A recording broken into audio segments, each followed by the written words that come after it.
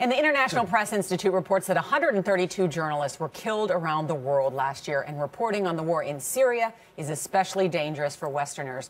More than 2 months ago, American freelance correspondent James Foley was abducted in Syria by armed gunmen and hasn't been heard from since. He's a friend of our own correspondent, Clarissa Ward, who's with us now in London. Clarissa, good morning. Good morning, Norah and Charlie. And you know James Foley. How concerned is everyone, certainly his colleagues? You know him.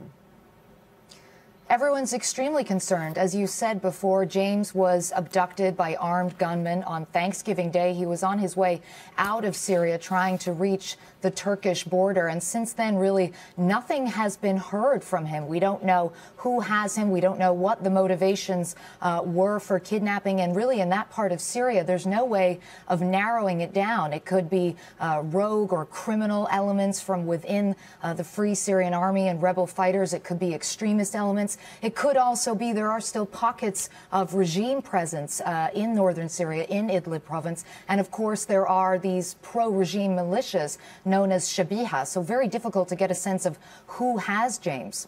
If Syria is that dangerous, one of the most dangerous places for reporters to cover, how do you cover the story?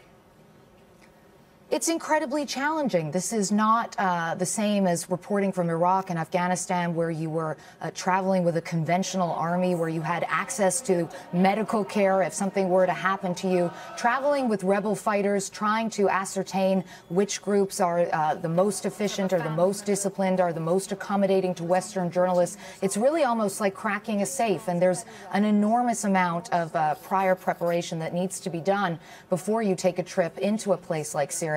And even with all that preparation, it's still incredibly dangerous. There's an inherent level of risk that is impossible to mitigate. And that's why you're seeing so many journalists being killed in Syria.